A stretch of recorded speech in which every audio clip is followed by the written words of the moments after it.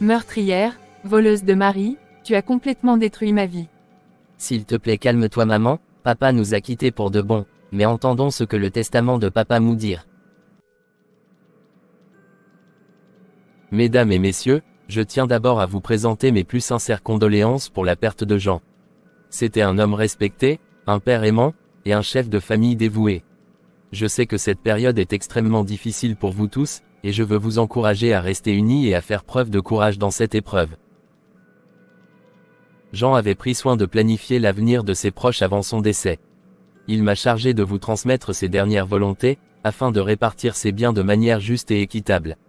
Je sais que les décisions qu'il a prises peuvent surprendre certains d'entre vous, mais il les a faites dans le souci de protéger ses enfants et de garantir un avenir stable à chacun. Sorcière, c'est toi qui as tué mon mari. Tu l'as tué pour avoir ses héritages, mais je te signale que tu te trompes. Tu te trompes sur toute la ligne.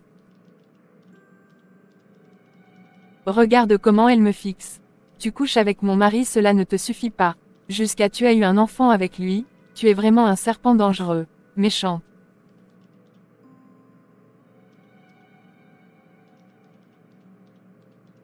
Maman. Madame, j'ai pas tué mon mari.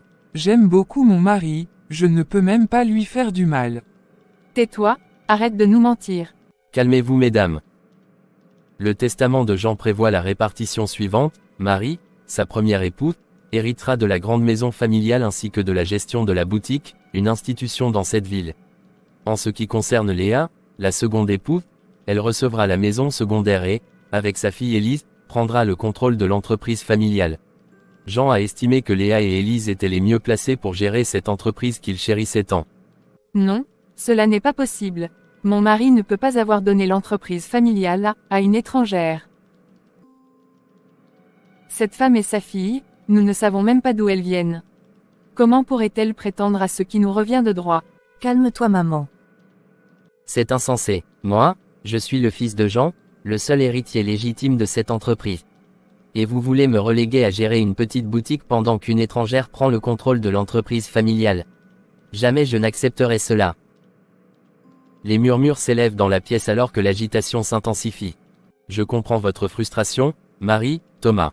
Ces décisions peuvent sembler injustes, mais il est important de respecter la volonté de Jean.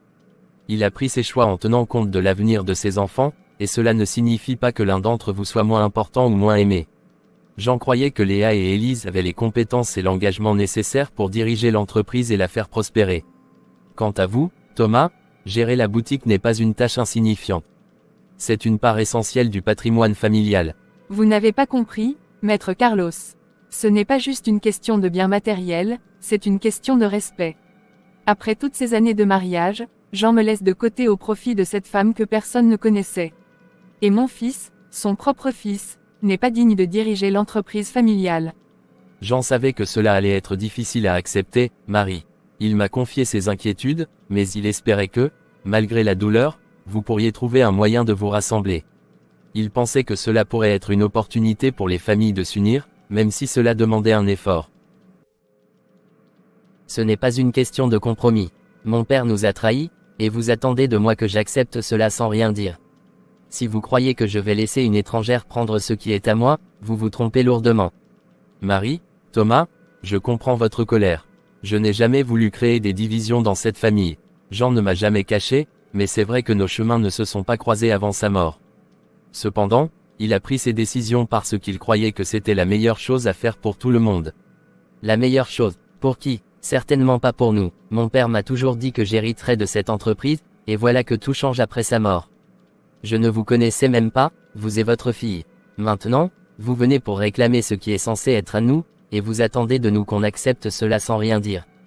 Écoutez, je ne cherche pas à prendre quoi que ce soit à qui que ce soit. J'ai rencontré mon père il y a seulement quelques années. Nous avons commencé à construire une relation, et il m'a parlé de l'entreprise, de sa vision pour l'avenir. Il voulait que je m'investisse parce qu'il voyait en moi le potentiel pour l'aider à développer ce qu'il avait bâti.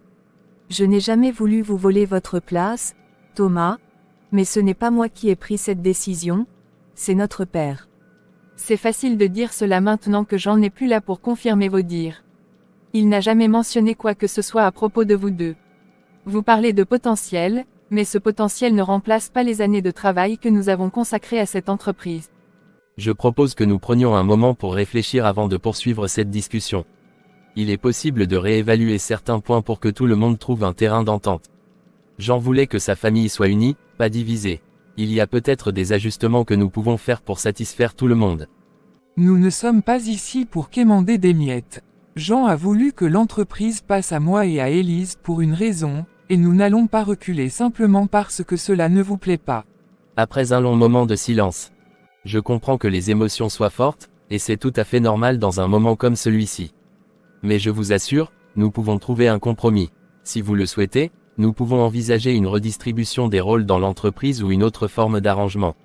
Redistribuer les rôles, vous voulez dire, me mettre sur la touche pendant que Léa et sa fille prennent le contrôle de tout ce que j'ai contribué à construire aux côtés de Jean.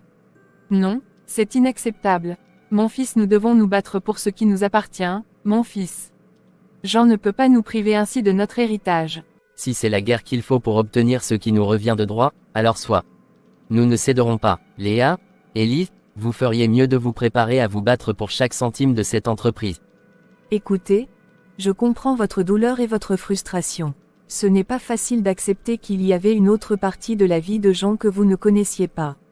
Mais il nous aimait tous, d'une manière ou d'une autre. Je ne suis pas ici pour vous voler quoi que ce soit. Si nous devons partager l'entreprise, alors partageons-la intelligemment, pour l'intérêt de tout le monde. Vous dites cela, mais je vois bien où tout cela mène. Vous voulez le contrôle, tout le contrôle. Nous ne serons que des figurants dans une entreprise que nous avons contribué à bâtir. Je pense qu'il est préférable de faire une pause et de prendre un peu de temps pour réfléchir à cette situation. Je vous rappelle que ces décisions sont celles de Jean, prises avant son décès, et elles sont inscrites dans un testament valide. Mais je vous laisse le temps de vous réunir et de discuter entre vous. Prenez ce temps pour essayer de trouver un terrain d'entente, car au final, il s'agit de la famille. Je reviendrai dans un moment pour continuer la discussion. Peut-être que Carlos a raison, nous avons tout besoin de prendre du recul et d'essayer de voir les choses autrement. Maman, je sais que c'est dur à accepter, mais nous devons partir pour le moment.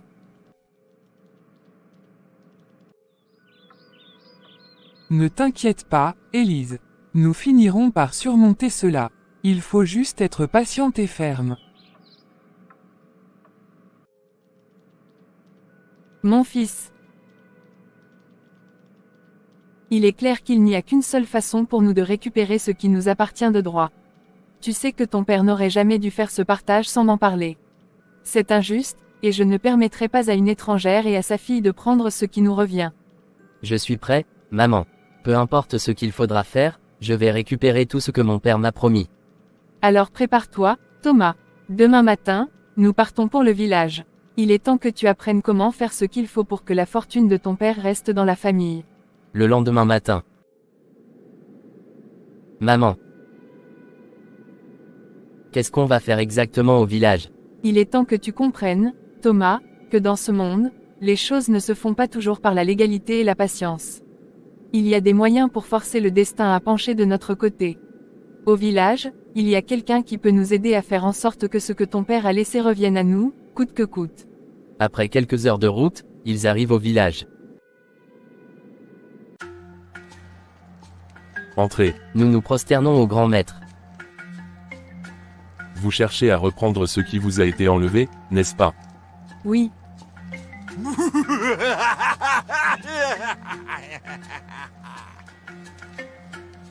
Mon mari a laissé son héritage à une étrangère et à sa fille. Je veux que mon fils prenne ce qui lui revient. Peu importe le prix. Es-tu prêt à faire ce qu'il faut, jeune homme? Car ce que tu demandes ici a un coût, et il ne s'agit pas que d'argent. Oui, je suis prêt. Bonjour sœur Marie. Bonjour pasteur. Avant de commencer la prière, il engage une brève conversation avec elle. Léa, Élie, je comprends que cette situation soit difficile. La perte d'un proche est déjà éprouvante, et les questions d'héritage peuvent souvent raviver les conflits. Nous allons demander à Dieu d'apporter la paix et de vous guider dans ce moment de trouble. Merci, pasteur. Nous avons vraiment besoin de sa protection, surtout avec toutes ces tensions. Réunions-nous, pour faire cette prière ensemble. Seigneur Tout-Puissant, nous te présentons cette famille en deuil. Nous te demandons de les entourer de ta paix et de ta miséricorde. Que ta lumière chasse les ténèbres de la discorde et du mal qui pourrait les menacer. Nous te prions de protéger Léa et Élise, de les fortifier dans cette épreuve. Que les intentions néfastes dirigées contre elles soient dissipées par ta puissance. Que la paix règne dans leur cœur et que la réconciliation soit leur partage. Au nom de Jésus-Christ, nous prions. Amen. Amen. Pendant la prière, j'ai ressenti un danger autour de vous. Un danger. Il y a quelqu'un qui prépare quelque chose de mal contre vous. Vous devez être prudente et ne pas ignorer les signes.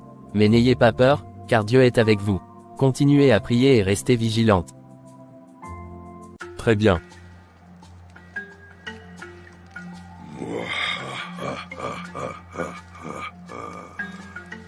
Il y a un rituel à accomplir. Mais il ne sera pas sans sacrifice. Pour renverser la situation et garantir la réussite, tu devras sacrifier quelque chose de précieux. Es-tu prêt à aller jusque-là?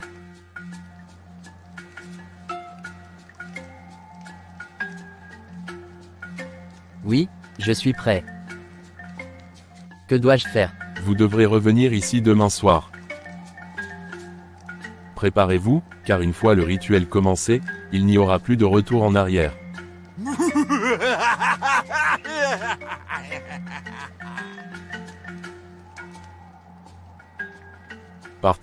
Partez, et revenez demain.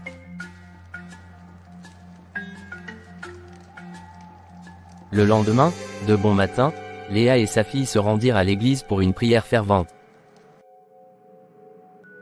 Seigneur, nous venons à toi avec humilité et confiance. Toi qui as sauvé Daniel de la gueule des lions, protège-nous contre les dangers que l'ennemi prépare. Nous savons que ta puissance est infinie et qu'il n'y a rien d'impossible pour toi.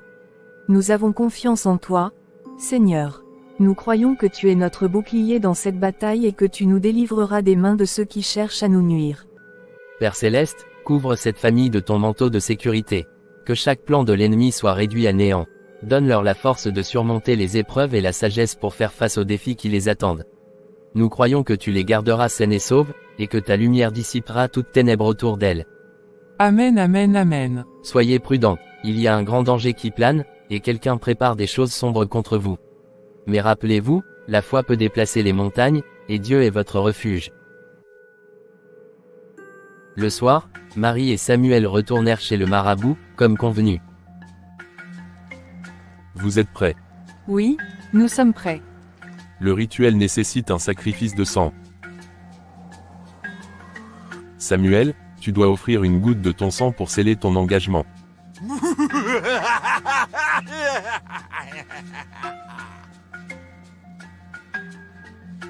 Il tendit un couteau rituel à Samuel, qui le prit avec hésitation. Après un bref moment, il se coupa légèrement le doigt. Le chemin est maintenant ouvert.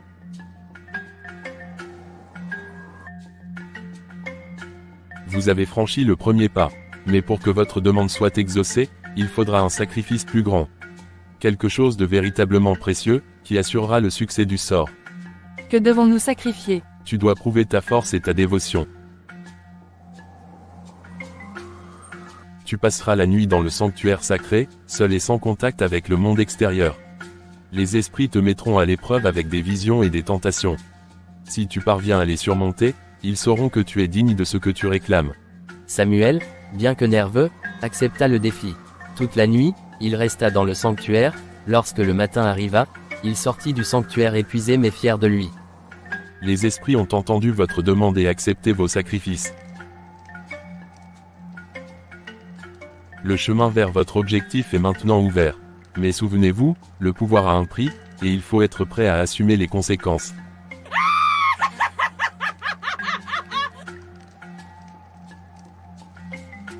Ceci est un miroir spirituel. Ce miroir est le lien direct entre vous et les esprits. Il vous permettra de commander leur service. Vous devez placer ce miroir dans un endroit propre et sacré, à l'abri des regards curieux. Il doit rester intact à tout prix. Si un jour ce miroir se brise, ce sera la fin de votre vie. Les esprits vous auront abandonné, et la malédiction qui suivra sera inévitable. Lorsque vous avez besoin des services des esprits, tenez-vous devant le miroir. Regardez votre reflet et appelez l'esprit par son nom. Dites-lui ce que vous désirez, et il accomplira votre volonté. Mais rappelez-vous, les esprits obéissent uniquement tant que le miroir reste intact.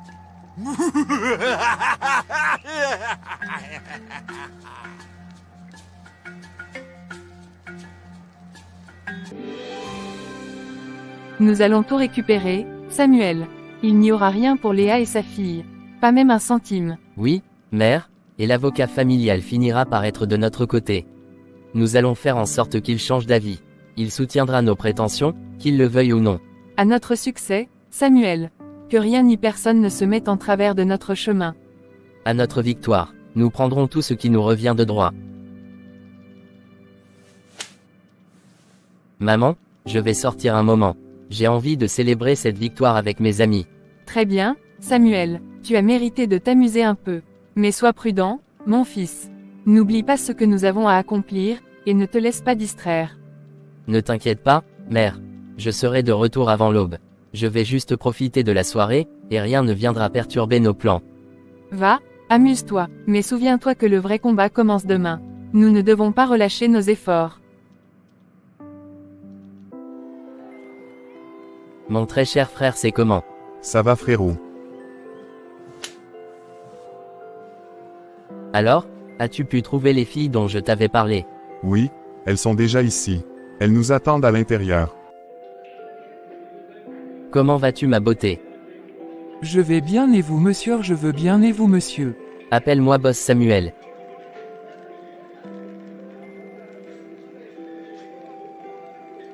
Enchanté boss Samuel. Je pense que ce soir on va bien s'amuser. Oui, Tu sais, aujourd'hui, je suis devenu le boss. Tous les héritages vont me revenir, l'entreprise, la boutique, tout. Il ne reste plus qu'un papier à signer par l'avocat pour que je devienne officiellement le propriétaire. Une fois que ce sera fait, je serai nommé directeur de l'entreprise. Mon boss plein. Boss des boss. Et tu sais quoi, quand je serai aux commandes, je te nommerai directeur adjoint. Toi, tu t'occuperas du travail, pendant que moi, je resterai à la maison à profiter de la vie. Ah, mon frère, tu sais comment partager le succès. C'est une grande nouvelle, et je suis prêt à te suivre dans cette aventure.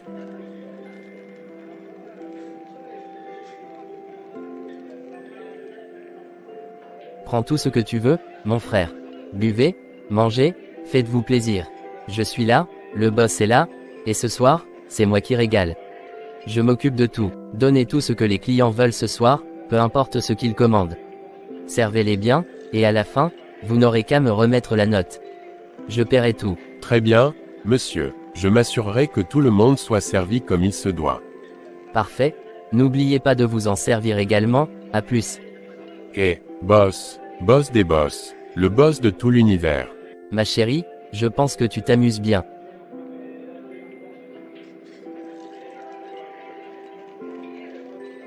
Gérant, puis-je avoir le reçu? Puisque je veux passer le reste des heures avec la go, et préparez-moi une chambre. Oui monsieur, vous allez nous payer 870 000 francs CFA. 870 000 vous avez dit. Voici, pas de problème, je paye comptant. Parfait, monsieur, je vais vous préparer la chambre. Tu vois, mon frère, l'argent n'est pas un souci pour moi. Quand on a les moyens, on profite. C'est pour ça que je dis toujours, il faut vivre la vie à fond. Ah, Samuel, tu es vraiment un boss maintenant. On voit que tu es prêt à tout pour profiter de ton héritage. J'espère que tout se passera bien pour toi dans l'entreprise. Ne t'inquiète pas. Les choses vont changer à partir de maintenant. Avec ce pouvoir et cet argent, je suis prêt à tout pour obtenir ce que je veux. Ma chérie, je pense que c'est le moment de commencer la vraie fête. Waouh, j'aime ça, passons à l'action.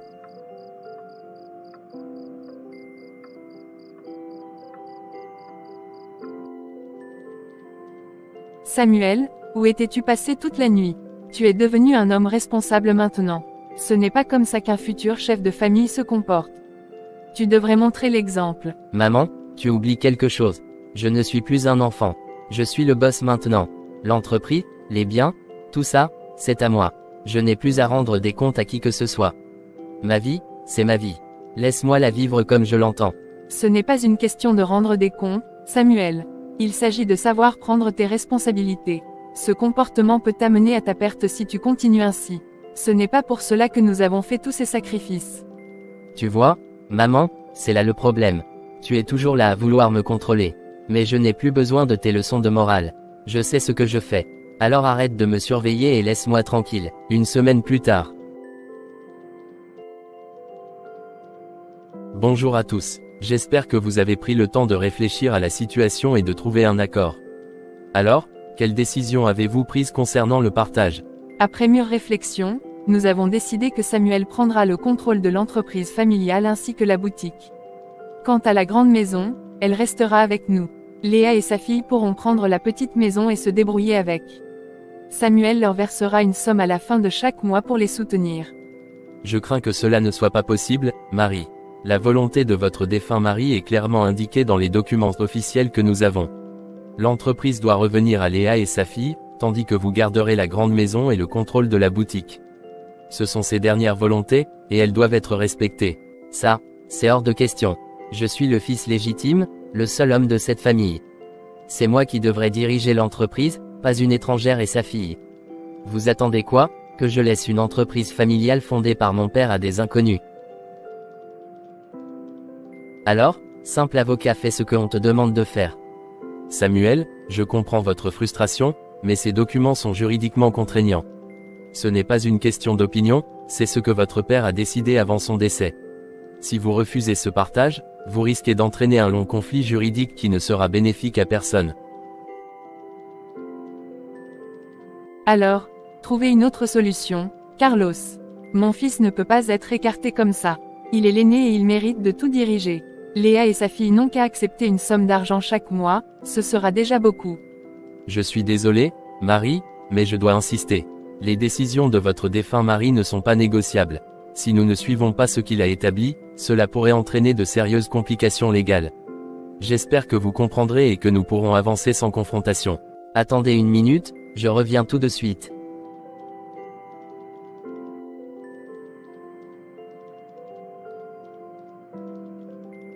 Il quitta le salon et se précipita vers sa chambre. Là, il sortit le miroir spirituel.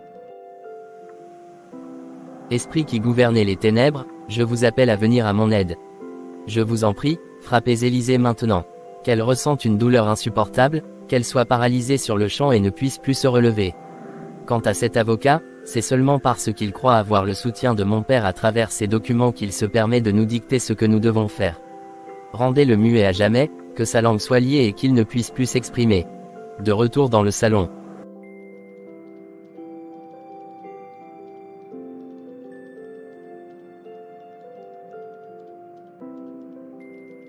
Est-ce que ça va, Élisée?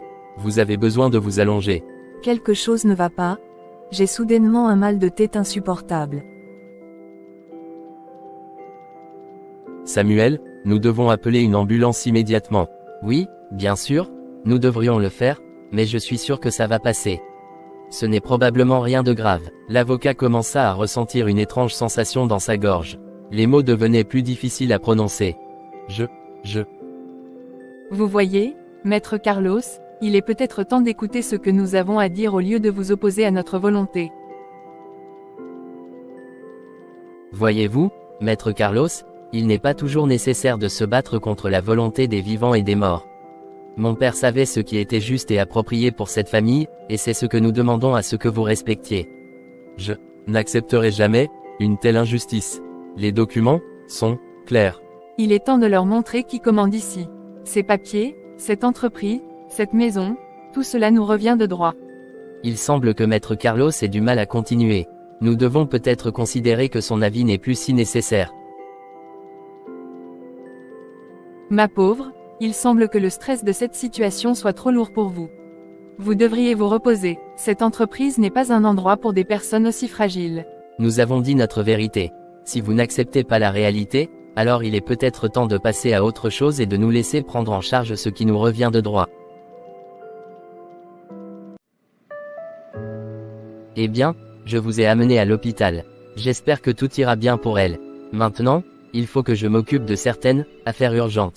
Comment peux-tu penser à tes affaires alors que ta sœur est entre la vie et la mort? Tu devrais rester ici, nous avons besoin de toi. Léa, sois raisonnable, j'ai déjà fait ma part en vous amenant ici. Il faut bien que quelqu'un continue à gérer les affaires de la famille. De toute façon, les médecins prendront soin d'elle.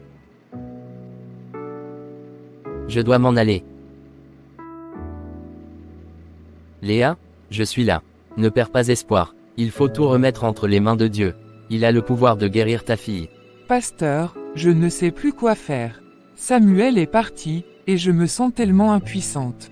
Élisée ne mérite pas ça. Le pasteur s'agenouilla à côté de Léa et commença à prier pour la guérison d'Élisée.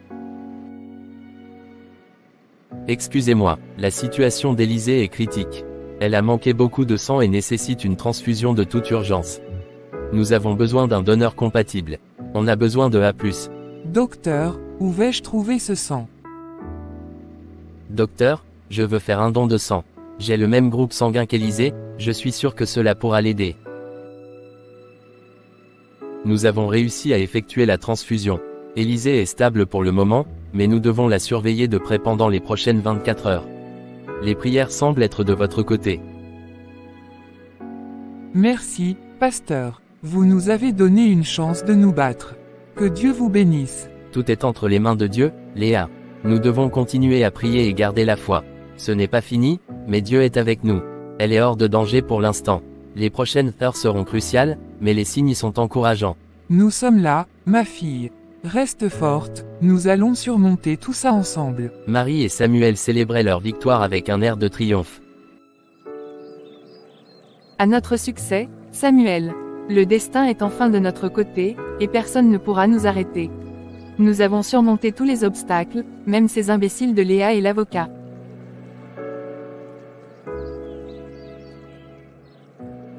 À la nôtre, maman. Tout s'est déroulé comme prévu. Élisée est maintenant hors jeu, et l'avocat sera bientôt de notre côté. Rien ne peut nous échapper. Demain, nous irons voir l'avocat pour lui faire signer ses documents. Il ne pourra plus s'opposer à nous, surtout avec l'état d'Élysée. Tout sera enfin à nous. Exactement, mère. Personne ne pourra rivaliser avec nous. Nous prendrons l'entreprise, la maison, tout. Et ce ne sera que le début.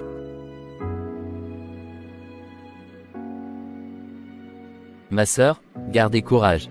Je crois fermement que Dieu ne vous abandonnera pas. Permettez-moi de prier pour Élisée et pour vous. Oui, pasteur. S'il vous plaît, priez pour ma fille. Je ne sais plus quoi faire. Elle a besoin d'un miracle. Seigneur Tout-Puissant, nous nous tournons vers toi dans cette épreuve. Nous te prions de poser ta main guérissante sur Élisée. Que ta puissance soit manifestée ici et maintenant. Nous savons que tu es le Dieu des miracles, celui qui a sauvé Daniel de la fosse au lion. Que ton esprit de vie et de guérison pénètre son corps et chasse toute douleur et toute maladie. Accorde à Léa la force et la paix nécessaires pour traverser cette tempête. Au nom de Jésus, nous prions. Amen. Léa murmura un Amen rempli d'espoir. Seigneur des Seigneurs, nous nous tenons devant toi avec un cœur humble et un esprit brisé. Nous te demandons d'intervenir puissamment pour Élisée. Toi qui es le Dieu qui guérit et qui restaure, nous te supplions d'étendre ta main sur elle en ce moment même. Que ta lumière chasse les ténèbres qui l'entourent, et que toute maladie, toute douleur soit réduite en poussière devant ton pouvoir. Seigneur, comme tu as fermé la gueule des lions pour protéger ton serviteur Daniel, je te demande de fermer toute porte par laquelle l'ennemi tente d'atteindre cet enfant. Nous déclarons la victoire sur toutes les forces du mal qui voudraient la faire souffrir. Que ton sang précieux, versé à la croix, couvre Élisée et lui accorde la guérison totale. Que chaque cellule de son corps soit restaurée, que sa respiration redevienne normale, que ses forces lui reviennent. Nous prions également pour Léa, Seigneur, qu'elle trouve la paix et la force en toi. Que son cœur ne soit pas accablé par la peur, mais qu'elle se souvienne que tu es le refuge des affligés, le rocher inébranlable. Nous savons, ô Dieu, que rien n'est impossible pour toi. Nous mettons cette situation entre tes mains avec confiance, croyant fermement que tu es déjà à l'œuvre. Au nom de Jésus-Christ, notre Seigneur et Sauveur, nous prions. Amen. Merci, pasteur. Vos paroles m'ont réconforté et redonné espoir. Je crois fermement que Dieu interviendra pour Élisée. Garde cette foi, Léa. La prière est notre arme la plus puissante. Je vais continuer à prier pour ta fille. Mais nous devons aussi nous préparer spirituellement. Je reviendrai demain, et nous commencerons une série de jours de prière et de jeûne. Il est important de se fortifier dans la prière pour que la délivrance soit totale.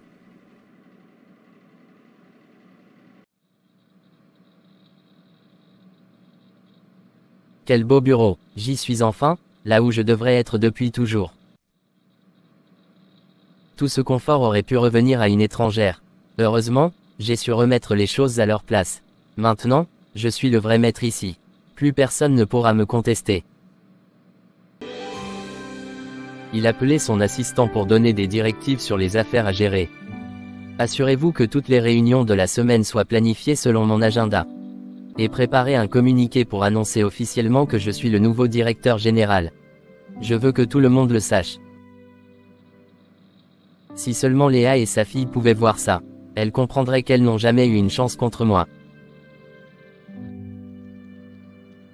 Maman, j'ai visité le bureau aujourd'hui. Si seulement tu pouvais voir le bureau, tout est beau joli. Je suis désormais un grand homme comme ça. C'est vrai ça, mon fils. J'ai moi-même aussi allé jeter un coup d'œil dans la boutique aujourd'hui. Madame, monsieur, je suis ici en raison de graves accusations portées contre vous concernant l'avocat de la famille. Il semblerait que vous soyez impliqué dans une affaire de non-respect du testament. Vous devez nous accompagner au poste pour éclaircir cette situation. Quelles accusations ridicules, nous n'avons rien à nous reprocher. C'est une pure invention pour nous nuire. Vous n'avez aucune preuve. Nous avons un témoignage écrit de l'avocat lui-même, relatant les faits et pointant directement vers vous. Nous allons clarifier cela au poste. Si vous n'avez rien à cacher, alors il n'y aura aucun problème. Allons, maman, ne voyez-vous pas qu'il s'agit d'un stratagème de Léa et de sa fille pour nous salir? Ils n'ont jamais accepté notre succès. C'est un coup monté. Vous aurez l'occasion de vous expliquer, mais pour l'instant, vous êtes sous garde à vue. Veuillez nous suivre sans résistance. Alors, vous admettez connaître l'avocat. Il a laissé une lettre avant de devenir muet, accusant directement vous deux de manipulation et d'avoir essayé de détourner l'héritage de votre sœur Hélène et de sa fille. Que répondez-vous à cela? Monsieur le commissaire, ce sont des mensonges. Cet avocat, c'est un manipulateur. Il a toujours comploté dans l'ombre, même contre notre père. Il entretenait une relation illicite avec Hélène pendant que notre père était encore vivant. Lorsque notre père a découvert la vérité, il a décidé de ne rien dire pour préserver l'honneur de la famille, mais cela l'a détruit. C'est cette trahison qui l'a conduit à la mort, pas autre chose. Vous accusez donc l'avocat et votre sœur Hélène d'avoir causé la mort de votre père. Ce sont des accusations graves, et vous devez avoir des preuves pour étayer vos dires. C'est vrai, commissaire. Ce que Samuel dit est la pure vérité. Cet avocat a essayé de manipuler les documents de succession pour s'approprier toute la fortune au nom d'Hélène. Il avait déjà préparé tous les papiers pour lui transférer les biens de notre famille, comme la grande maison et l'entreprise. Nous avons découvert le pot aux roses et avons refusé de coopérer avec lui, ce qui l'a poussé à inventer toutes ces accusations. Donc, selon vous, toute cette histoire est une mise en scène pour s'approprier l'héritage. Pourquoi l'avocat serait-il devenu muet alors? Pourquoi aurait-il écrit une lettre qui vous accuse si c'est lui le coupable? Commissaire, l'avocat savait qu'il allait être exposé tôt ou tard. Son mutisme actuel est peut-être une tactique pour s'attirer la pitié. Il s'est probablement infligé un sort lui-même ou a fait appel à quelqu'un pour le rendre muet afin de se soustraire aux questions gênantes. Il est prêt à tout pour détourner l'attention de ses propres crimes. Et qu'en est-il des documents que vous avez mentionnés? Où sont-ils? Si ces papiers existent réellement, ils pourraient apporter un éclairage sur cette affaire. Les documents, l'avocat les avait gardés sous clé. Nous n'avons pas pu les récupérer, mais nous savons que les intentions étaient de tout transférer à Hélène et sa fille. Votre version des faits n'est pas convaincante. Les accusations de l'avocat sont graves, et pour l'instant, c'est son témoignage qui nous mène ici. Il ne parle plus, certes, mais il avait laissé des preuves écrites, et vous n'avez encore rien montré qui puisse justifier vos accusations contre lui. Alors, pourquoi ne demandez-vous pas à Hélène et à l'avocat de dire la vérité? Ils ont tout manigancé, c'est un complot contre nous, et nous sommes les véritables victimes. Nous interrogerons Hélène et ferons tout le nécessaire pour découvrir la vérité. Cependant, tant que nous n'avons pas de preuves tangibles pour soutenir vos allégations, vous restez nos principaux suspects. Monsieur le commissaire, pendant que nous parlons ici, Hélène est actuellement à l'hôpital, paralysée. Elle est dans un état tel qu'elle n'est même pas en mesure de gérer l'entreprise familiale. Cela ne fait que confirmer ce que nous avons toujours soupçonné, l'avocat a trahi notre père, et maintenant la malédiction frappe à sa porte, ainsi que celle de Hélène et sa fille. Il n'y a pas d'autre explication possible. Vous voulez dire que vous croyez que cette situation serait due à une malédiction.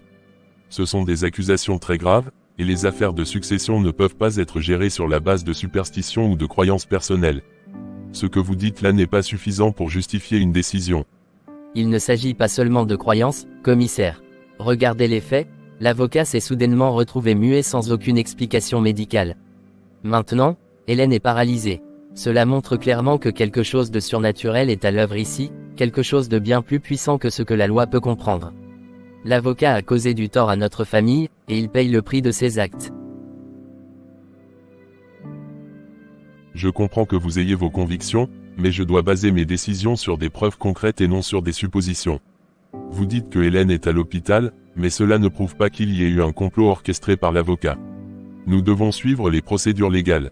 Commissaire, Hélène n'a plus la capacité de gérer quoi que ce soit, et l'avocat n'a pas le droit de s'immiscer ainsi dans les affaires familiales. Les biens de la famille doivent revenir à ceux qui sont capables de les gérer. Samuel et moi avons toujours été présents pour le père, nous avons soutenu l'entreprise, et nous sommes les seuls qui puissent continuer à le faire. Laissez-nous gérer cela, car tout ceci est clairement le résultat de la trahison de l'avocat. Il ne peut pas s'en sortir ainsi. Très bien. Compte tenu des circonstances et de l'état de santé d'Hélène, je vais lever la garde à vue de Samuel et de vous, Marie. Mais je vous préviens, cette affaire reste ouverte, et je vais poursuivre l'enquête. Si j'apprends que vous avez tenté de manipuler la vérité, les conséquences seront graves.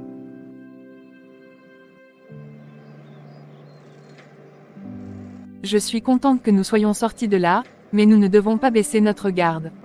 Le commissaire a dit que l'affaire reste ouverte. Il pourrait revenir à tout moment. Ne t'inquiète pas, maman. J'ai déjà tout prévu. Il est important qu'on montre une façade irréprochable. Il n'aura rien à trouver contre nous. Nous avons les papiers, le contrôle de l'entreprise, et l'avocat ne peut plus rien dire. Hélène est hors jeu pour l'instant. Tout est en notre faveur. J'espère que tu as raison. Mais n'oublie pas que les choses peuvent changer rapidement. Fais attention à tes actions, Samuel. Nous devons rester discrets et ne pas attirer l'attention. Maman, j'ai envie d'uriner. D'accord ma fille, je vais t'aider à te soulever. Maman, je n'arrive pas à tenir debout. Mes jambes ne me portent plus. Qu'est-ce qui se passe, ma chérie? Essaye encore une fois. Maman, ça ne marche pas. Docteur, s'il vous plaît. Ma fille a un problème, elle ne peut plus marcher.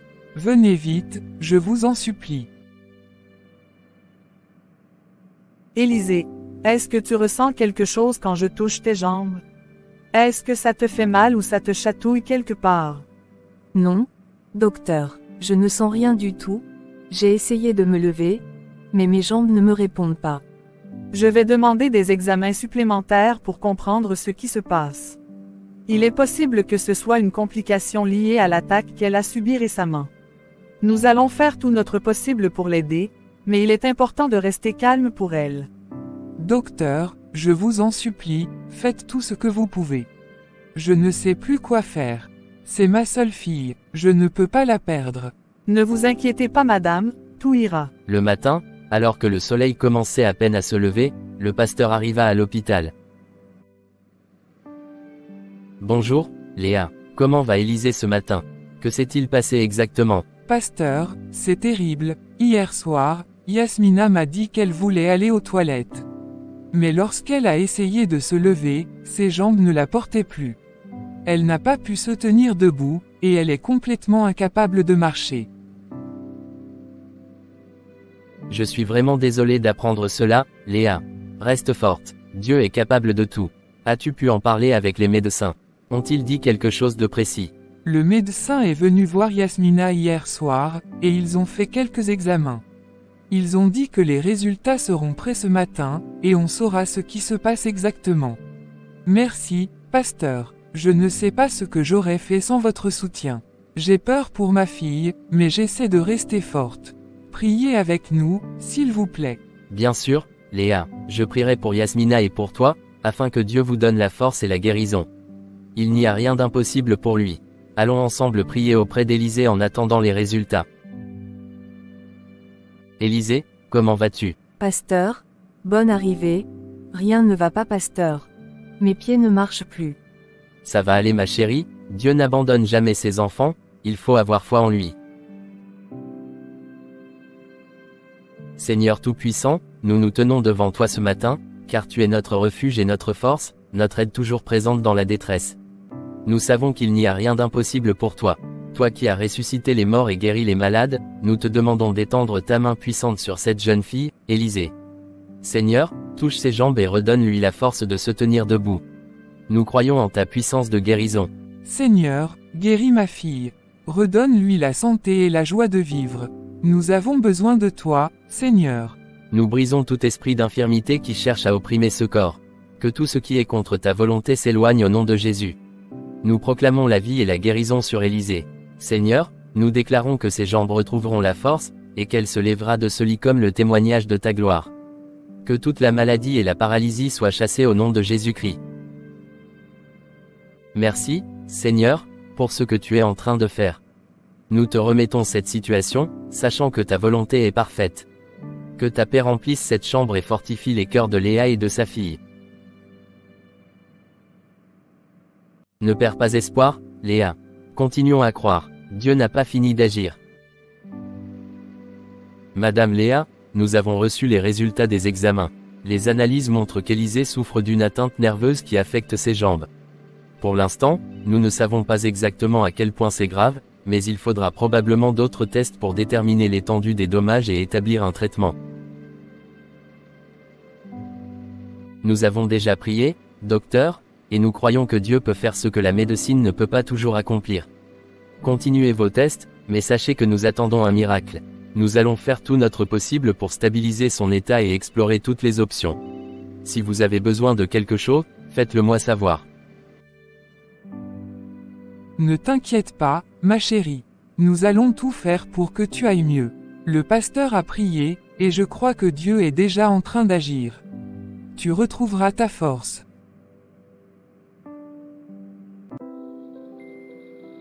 Bonjour, DG. Bonjour, appelez-moi la secrétaire et la caissière, dites-leur de venir me voir immédiatement. Tout de suite, Monsieur Samuel. Je les préviens. Je vous ai fait venir parce que j'ai des instructions précises à donner. À partir d'aujourd'hui, je veux que toutes les demandes de dépenses passent par moi. Pas un seul franc ne sortira des caisses sans mon accord. Est-ce clair? Oui, Monsieur Samuel, nous ferons comme vous l'avez demandé. Bien, quant à vous, mademoiselle la secrétaire, assurez-vous que je sois informé de tous les courriers entrants et sortants. Rien ne doit m'échapper, compris. Compris, Monsieur Samuel, je m'en occuperai personnellement. Très bien, vous pouvez disposer. Monsieur Samuel, le compte familial affiche actuellement une somme de 60 millions. Cependant, il faut noter que cette somme a diminué en raison de l'achat massif de produits récemment. Nous devons également anticiper les dépenses à venir. Parfait, ça devrait suffire pour l'instant. Je veux que vous transfériez 25 millions sur mon compte personnel, immédiatement. Monsieur, ce transfert pourrait mettre en péril les finances de l'entreprise. Avec les récentes commandes, nous risquons d'avoir une grosse perte si nous n'avons pas assez de liquidités pour couvrir les frais à venir. Je ne veux rien entendre. Faites ce que je vous ai dit, c'est un ordre. Les affaires de l'entreprise, c'est mon problème, pas le vôtre. Très bien, monsieur, je procède au transfert. Toi, note bien que tout se passe comme prévu. Je n'ai pas de temps à perdre avec des avis non sollicités. Vous savez, vous êtes vraiment très belle. J'ai toujours remarqué votre élégance et votre efficacité au travail. Si vous acceptez d'être plus qu'une simple secrétaire pour moi, je pourrais vous offrir bien plus. Imaginez-vous avec une vie de luxe, entourée de tout ce que vous désirez. Vous seriez beaucoup plus riche. Alors, qu'est-ce que vous en pensez? C'est flatteur ce que vous dites, Monsieur Samuel, et je ne vais pas mentir. L'idée d'une vie plus confortable est tentante. Mais je tiens à savoir ce que cela impliquerait exactement. Vous parlez juste d'une relation amicale, ou d'autre chose? Je parle d'un partenariat exclusif. Vous aurez tout ce que vous voulez. En retour, vous me donnez juste un peu de votre attention. Rien de plus. D'accord, Monsieur Samuel, je suis prête à tenter l'aventure.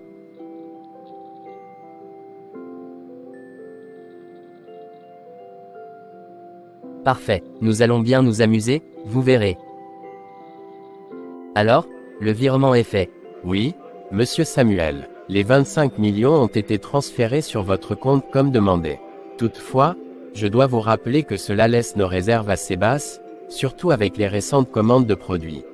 Nous pourrions être en difficulté si d'autres dépenses imprévues surviennent. Je veux une liste des propriétés qui peuvent être vendues sans complication. Priorisez celles qui ne génèrent pas de revenus significatifs. On doit agir vite.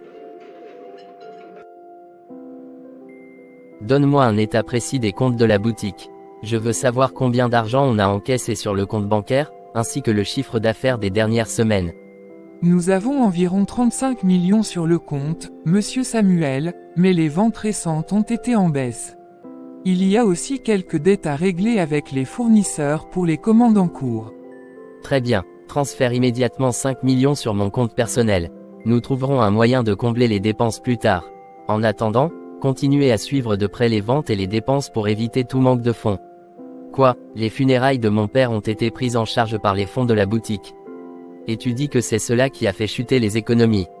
Oui, Monsieur Samuel, c'était dans le contrat de la boutique, qui stipule que l'entreprise couvre les dépenses liées aux funérailles en cas de décès d'un membre de la famille propriétaire. Les funérailles de votre père ont coûté environ 15 millions de francs, ce qui a significativement réduit le solde du compte. D'accord, je vois. La prochaine fois, je veux être informé de toute dépense importante.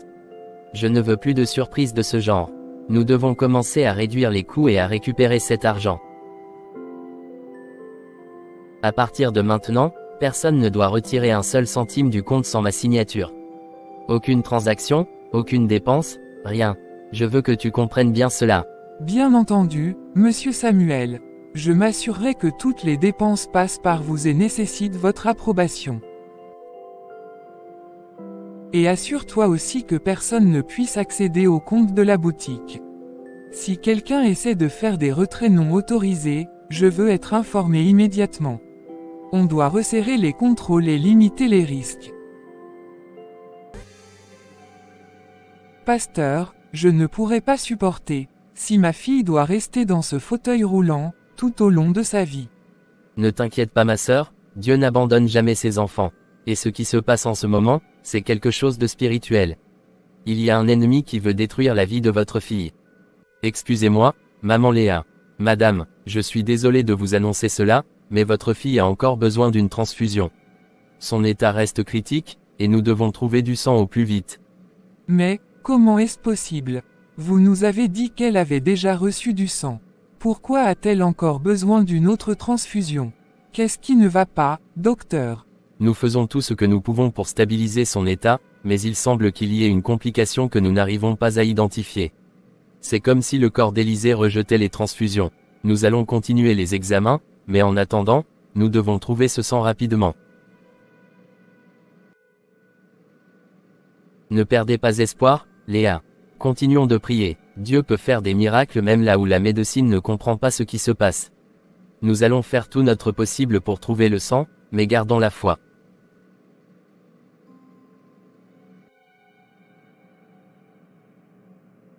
Seigneur, nous venons à toi avec un cœur humble, te suppliant de poser ta main guérissante sur Élisée. Toi seul peux changer cette situation. Nous savons que tu es le médecin par excellence et que rien ne t'est impossible. Seigneur, protège ma fille. Nous avons déjà perdu tant de temps et d'espoir, mais nous croyons que tu peux encore intervenir et lui redonner la santé. Que ta volonté soit faite, mais je t'en prie, accorde-lui une seconde chance. Nous rejetons toute maladie et tout esprit d'infirmité qui cherche à s'installer dans son corps. Que ton souffle de vie l'envahisse à nouveau, et que le sang qui lui est donné soit accepté par son corps sans aucune complication. Que ta gloire soit manifestée ici et maintenant.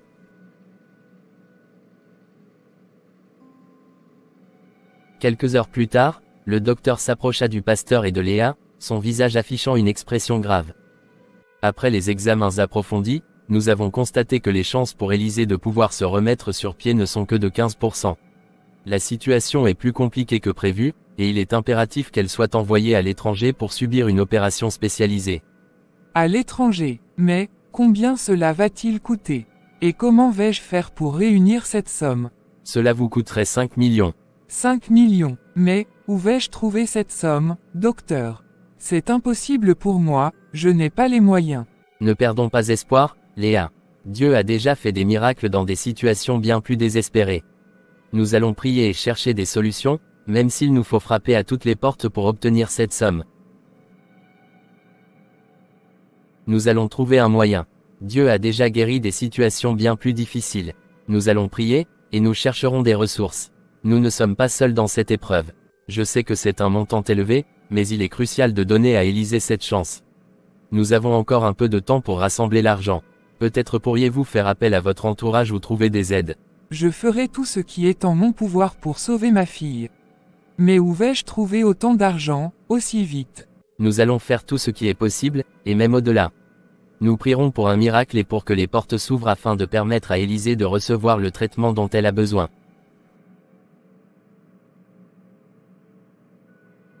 Nous commencerons par prier pour un miracle financier, puis nous explorerons toutes les possibilités. Dieu est notre pourvoyeur, et nous ne devons pas perdre foi, même face à cette montagne.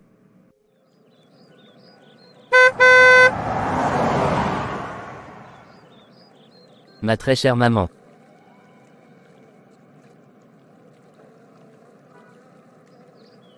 Mon fils, à qui appartient cette voiture? À qui d'autre que moi, maman? Cette voiture est la mienne. Elle m'a coûté plus de 26 millions. Mais, Samuel, d'où viens-tu d'avoir autant d'argent pour une telle voiture? Es-tu sûr que tout cela est en ordre? Maman, arrête de t'inquiéter pour rien. J'ai travaillé dur pour en arriver là. Les affaires vont bien, et j'ai le droit de me faire plaisir. C'est la récompense de mes efforts. Non mais, Samuel, il y a déjà assez de voitures dans le parc.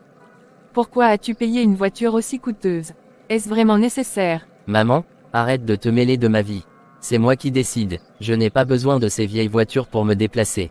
J'ai mérité cette voiture, et c'est celle-là que je veux, un point c'est tout. Pasteur, je ne sais plus quoi faire. La situation me dépasse complètement. Ma fille souffre, et je n'ai pas les moyens de payer pour son opération. Où vais-je trouver 5 millions? J'ai l'impression que je vais perdre espoir. Léa, je comprends ta douleur, et c'est normal de se sentir accablé par les circonstances. Mais rappelle-toi que Dieu est plus grand que tous nos problèmes. Il a dit dans sa parole qu'il ne nous abandonnera jamais. Nous devons garder notre foi, même quand la situation semble impossible. Je veux croire, pasteur, je veux vraiment croire. Mais chaque jour, je vois l'état de ma fille empirer. Je me sens tellement impuissante. Nous allons continuer à prier, Léa. Dieu a déjà fait des miracles, et il peut encore le faire pour ta fille. Ne laisse pas le doute te gagner. Nous allons tout remettre entre ses mains et lui demander de nous donner la force et les ressources nécessaires.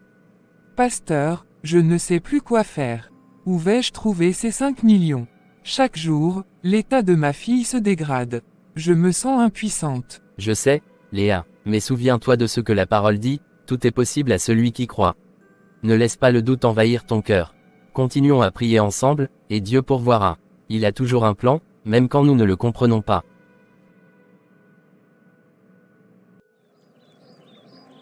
Mais qu'est-ce que Samuel est en train de faire avec cette famille? Chaque jour, il s'enfonce un peu plus. Il semble prêt à tout pour obtenir ce qu'il veut, mais est-ce que ça en vaut vraiment la peine? Est-ce que je dois vraiment le soutenir dans cette voie?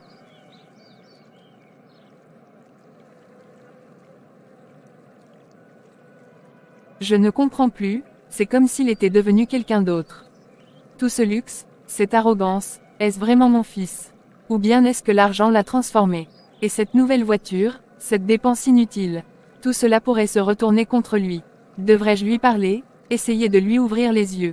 Mais s'il ne m'écoute pas, alors quoi? Est-ce que je dois continuer à lui donner raison pour ne pas le perdre? Je ne peux pas rester là sans rien faire, se dit-elle. Je dois tout faire pour raisonner Samuel. Il est encore temps de le ramener sur le droit chemin, avant qu'il ne fasse quelque chose qu'il regrettera pour le reste de sa vie. Il faut que je lui parle calmement, sans le juger. Je dois lui montrer que je m'inquiète pour lui, pas pour l'argent ou les affaires, mais pour sa vie, pour son avenir. Marie savait que Samuel pouvait être têtu, mais elle espérait que l'amour maternel réussirait à percer son cœur endurci. Je ne le laisserai pas se perdre dans ce tourbillon de pouvoir et de richesse. Il est mon fils, et je ferai tout pour qu'il revienne à la raison. Léa, je sais que c'est un moment difficile pour toi, mais je veux te rappeler l'histoire de Job. Malgré toutes ses souffrances, il n'a jamais perdu sa foi. Job a traversé des épreuves terribles, mais il est resté fidèle à Dieu, et à la fin, il a été restauré. Mais pasteur, je ne sais pas si j'ai la force de continuer. Ma fille a besoin d'une opération que je ne peux pas financer. C'est si accablant. Je comprends ton désespoir, Léa, mais rappelle-toi que Job a aussi crié à Dieu dans sa détresse. Il a partagé sa douleur. Tu peux faire de même. Ne garde pas tout cela pour toi. Parle à Dieu de ta situation, confie-lui ta peur et ta douleur. Tu sais, Dieu n'a pas promis que la vie serait facile, mais il a promis d'être avec nous dans nos épreuves. Je veux croire cela, mais comment pourrais-je réunir cette somme? N'oublie pas que Dieu a ses propres moyens d'agir. Peut-être que quelqu'un dans ta communauté pourrait t'aider. Parfois, c'est dans notre vulnérabilité que nous découvrons le soutien inattendu de ceux qui nous entourent. Aie confiance, Léa, prie et reste ouverte aux miracles qui pourraient se produire. Léa, que fais-tu ici? Tout va bien. Marie, je suis désolée de venir te déranger comme ça, mais j'ai besoin de ton aide. C'est pour ma fille, Élisée. Elle est dans un état critique et a besoin d'une opération urgente à l'étranger. Les médecins ont dit que ça coûterait 5 millions, et je n'ai pas cette somme. Entre. Léa, nous allons en discuter. Qu'est-ce qu'il y a, maman? Léa a besoin de notre aide. Élisée est gravement malade, et elle doit subir une opération urgente à l'étranger. Nous devons voir ce que nous pouvons faire pour l'aider. Léa, je suis désolé d'apprendre ce qui arrive à Élisée. Cela doit être vraiment difficile pour toi. Tu dis qu'elle a déjà subi 2 transfusions de sang, et maintenant le docteur recommande une opération à l'étranger. Oui, Samuel, les médecins disent que ses chances de se remettre sans cette opération sont minces, seulement 15%. Je n'ai pas les moyens de payer pour ce traitement, c'est pour ça que je viens vous demander de l'aide. Je ne sais plus à qui me tourner. Léa, tu vois, c'est ce qui arrive quand on frappe derrière le dos de quelqu'un. Coucher avec un homme marié, jusqu'à ses enfants avec lui, c'est la raison ça. Désolé, s'il vous plaît sauvez ma fille. Aujourd'hui, tu me demandes de l'aide. Si je refuse, c'est pour me dire après que je suis méchante. S'il vous plaît, s'il vous plaît. Samuel, je pense que nous devrions aider Léa. Élisée ne mérite pas de souffrir ainsi. Il faut mettre nos différends de côté. D'accord, Léa, nous allons voir ce que nous pouvons faire pour rassembler la somme nécessaire. Je ne te promets pas de réunir les 5 millions immédiatement, mais je vais parler à quelques personnes et faire de mon mieux pour t'aider à sauver ta fille. Mais, à une condition. Comment peux-tu me demander de renoncer à l'héritage de notre famille pour sauver ma fille? C'est de la manipulation, Samuel. Tu sais très bien que je n'ai pas le choix. Tu veux profiter de ma détresse pour tout prendre. Je ne profite de rien, Léa. C'est une simple proposition d'affaires. Si tu veux vraiment sauver Élisée, tu as maintenant une option qui te donnera une chance d'y arriver. 1 million, c'est déjà une somme considérable. Sinon, tu prends les 50 000 et tu fais ce que tu veux. Je ne peux pas me permettre de sortir plus d'argent sans garantie. Alors c'est tout ce que tu es capable de faire. Si c'était ta propre fille, tu ne te poserais pas ces questions d'argent. C'est toi qui as des problèmes, pas moi. Je ne vais pas mettre notre patrimoine en péril pour une opération incertaine. Si tu n'acceptes pas ma condition, je n'ai rien de plus à t'offrir. Maintenant, prends ta décision. Après un moment de silence, Léa se laissa tomber à genoux devant Samuel, les mains jointes en supplication. S'il te plaît, mon fils. Où vais-je trouver le reste de l'argent? Aide-moi à sauver Élisée. Je t'en supplie, je ne sais plus quoi faire. Léa, je t'ai déjà donné mes conditions. Si tu renonces à l'héritage et quittes cette famille pour de bon, je pourrai t'aider avec 1 million. Sinon, je ne peux te donner que 50 000. C'est tout ce que je peux faire. Samuel, je t'en supplie. Il s'agit de la vie de ma fille. Je suis prête à faire n'importe quoi, mais abandonner l'héritage, c'est tout ce qu'il nous reste de ton père. Comment pourrais-je le faire? Pense à ta sœur, Élisée mérite de vivre. Léa, tu crois que je suis insensible. Je te donne une option claire, abandonne l'héritage, et tu auras l'argent dont tu as besoin. Sinon, prends ces 50 000 et fais ce que tu veux avec. Mais ne viens pas ici en pensant pouvoir me faire changer d'avis. Samuel, s'il te plaît, n'oublie pas que c'est ta sœur. Si Élisée ne se fait pas opérer rapidement, nous pourrions la perdre. Tu pourrais trouver une autre solution, non? Maman, c'est une question de principe. On ne peut pas aider tout le monde, et il est temps qu'ils apprennent à se débrouiller seuls. Je ne vais pas gaspiller l'argent familial si Léa ne veut pas accepter mes conditions. Alors, il n'y a vraiment plus rien à dire. Que Dieu soit témoin de cette décision, Samuel. Samuel, ce que tu viens de faire, c'est inhumain. Cette famille a besoin de notre aide. Ta sœur est en danger, et tu l'as laissée partir les mains vides. As-tu perdu toute compassion? Maman, tu ne comprends pas. Si je cède maintenant, c'est comme si je signais l'arrêt de mort de notre entreprise. Nous devons protéger notre patrimoine. Élisée n'est pas la seule à avoir des besoins, et si nous dépensons à tout va, il ne restera plus rien pour personne. Ce n'est pas une question d'argent, Samuel, c'est une question de vie et de mort. Que vaut tout cet argent si nous perdons un membre de la famille? Si Léa accepte de renoncer à l'héritage, très bien, mais au moins donne-lui une chance de sauver sa fille. Très bien, je vais réfléchir, mais je ne fais aucune promesse. Elle a jusqu'à demain pour accepter ma condition. Sinon, je ne ferai rien de plus. Léa arrive à l'hôpital, le visage marqué par l'inquiétude.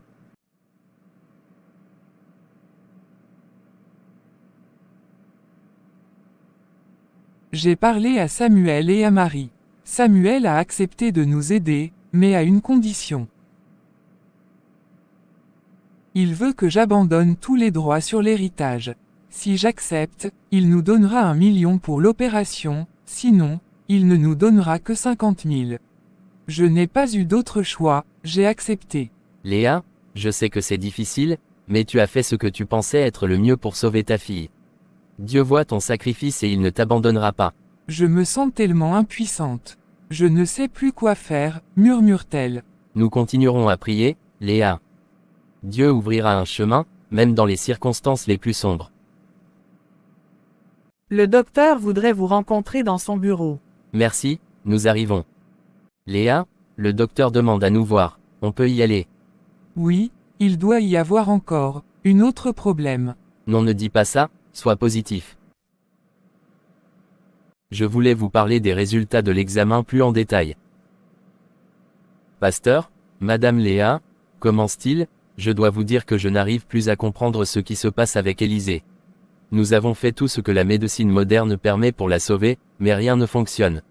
Les traitements, les transfusions, rien ne semble avoir l'effet escompté. Docteur, que voulez-vous dire?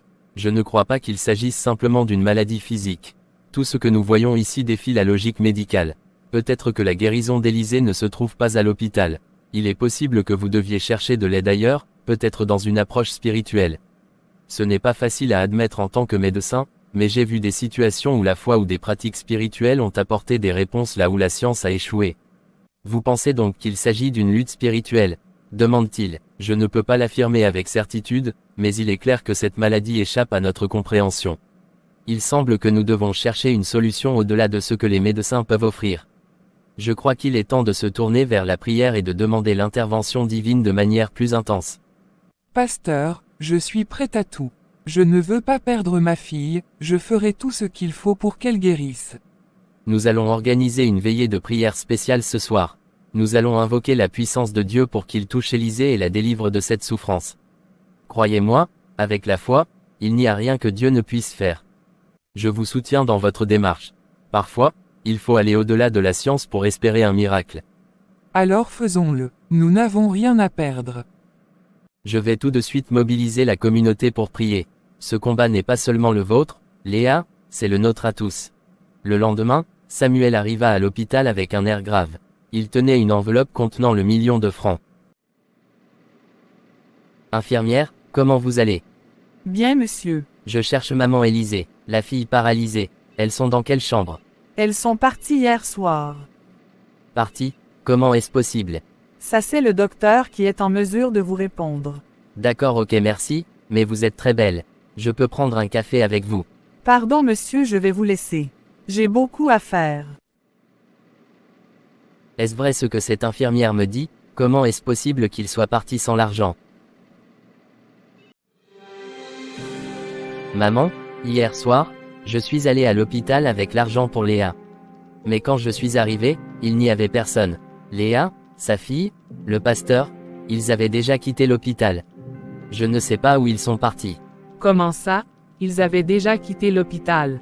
Tu sais si Élisée allait mieux. Pourquoi serait-il parti sans rien dire? Justement, je n'en sais rien. J'ai essayé de demander au personnel de l'hôpital, mais ils n'ont pas pu me donner plus d'informations. Tout ce qu'ils savent, c'est qu'ils sont partis en début de soirée. Peut-être que le pasteur a décidé d'emmener Élisée ailleurs, Dans une église ou un centre de prière, après tout ce qu'ils ont traversé, ils peuvent penser que c'est la seule solution qui leur reste. Oui, c'est possible, mais je ne comprends pas pourquoi ils ne nous auraient pas avertis, surtout pour une question aussi importante. Il marque une pause, pensif, maman, tu crois qu'on devrait essayer de les retrouver? Peut-être qu'ils sont en train de se diriger vers une église, ou chez le pasteur. C'est une bonne idée. Si Léa a vraiment emmené sa fille pour chercher de l'aide spirituelle, elle a besoin de soutien, et peut-être même de notre aide. D'accord, je vais voir si je peux les localiser aujourd'hui. Je vais commencer par contacter le pasteur et quelques connaissances qui pourraient savoir où ils se trouvent. Oui, fais cela, mon fils. Et tiens-moi au courant. Nous devons être là pour eux, même si nous avons eu des différends. À l'église, Léa se tient aux côtés de sa fille Élisée, entourée du pasteur et des membres du comité de prière.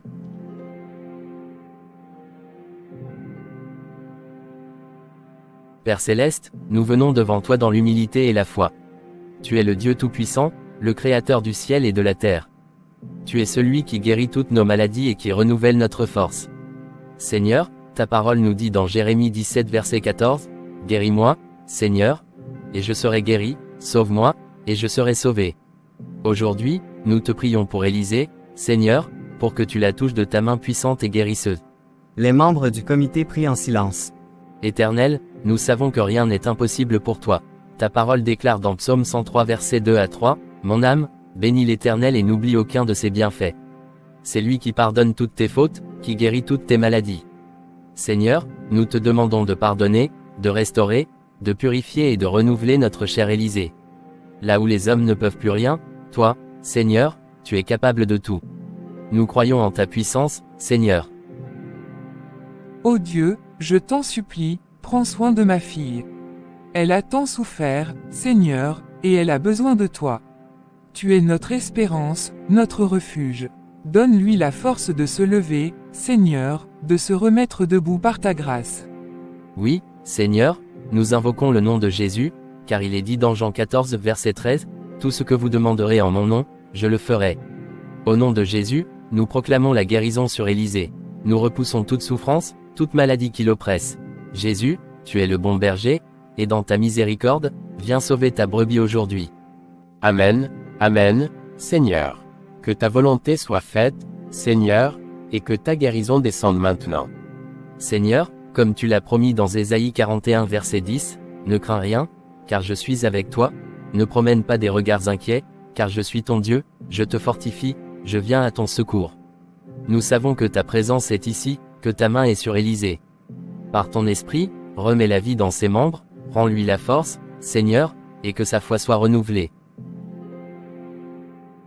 Merci, Seigneur, car je sais que tu entends nos prières. Je sais que tu nous as entendus aujourd'hui. Merci pour ta miséricorde, Seigneur, merci de nous écouter dans notre détresse. Nous te louons, Seigneur, et nous te glorifions pour ta fidélité. Merci de répondre à nos prières, Seigneur, car nous croyons que tu es déjà à l'œuvre. Nous déclarons la paix, la guérison et la restauration sur Élisée au nom puissant de Jésus. Amen. Tous, Amen. Tu sais, tu es vraiment belle ce soir. Il y a quelque chose en toi qui éclaire la pièce. Oh, tu sais toujours comment me faire sourire, Samuel. Tu sais, ce n'est pas seulement ta beauté qui m'impressionne, c'est ta façon de penser, ta vision. Je suis sûr que tu pourrais devenir la directrice de mon entreprise, un jour. Vraiment, tu crois que je serais capable d'une telle responsabilité? Je le sais, tu es bien plus que ce que tu imagines. Je te promets que tu seras à la tête de mon empire, je te le garantis. Tu as tout ce qu'il faut.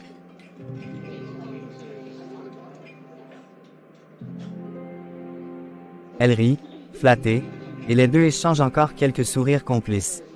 Samuel, tout en continuant la conversation, commence à sentir une chaleur étrange envahir son corps. Alors, qu'est-ce que tu attendras de moi pour ça? Je suis sûr que tu feras tout ce qu'il faut pour réussir.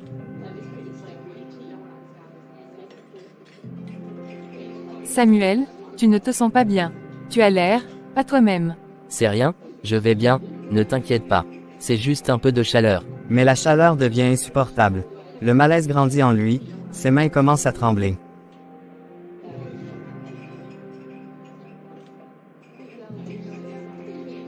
Quelques minutes après, Samuel essaie de contrôler cette chaleur, parce qu'il ne veut pas lâcher la meuf.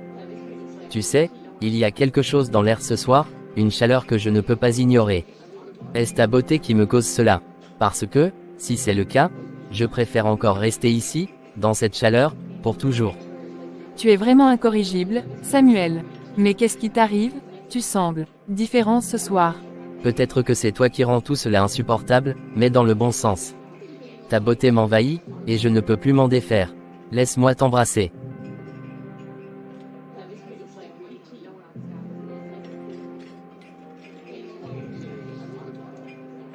Samuel, il y a quelque chose qui ne va pas avec toi. Tu n'es pas bien. Oh non, laisse tout ça, allons dans la chambre, je veux te conduire jusqu'au ciel. Samuel, s'il te plaît, tu as l'air vraiment mal. Allons à l'hôpital, ta santé n'a pas l'air d'aller du tout. Quel est ton problème? Quel genre de fille es-tu? Je t'ai emmené ici pour me satisfaire, pas pour me donner des leçons. Je te dis que je vais bien, et toi, tu me parles d'hôpital. Toi, une fille bouclée, tu viens ici, tu manges à mes frais, et au lieu de remplir ton rôle, tu veux jouer les infirmières. Je ne veux plus de toi. Quitte cet endroit, tout de suite. La secrétaire, blessée et troublée, se lève. Samuel rentre chez lui en sueur, agité par cette chaleur inexpliquée. Il se précipite vers la commode où est posé le miroir spécial, préparé par le marabout.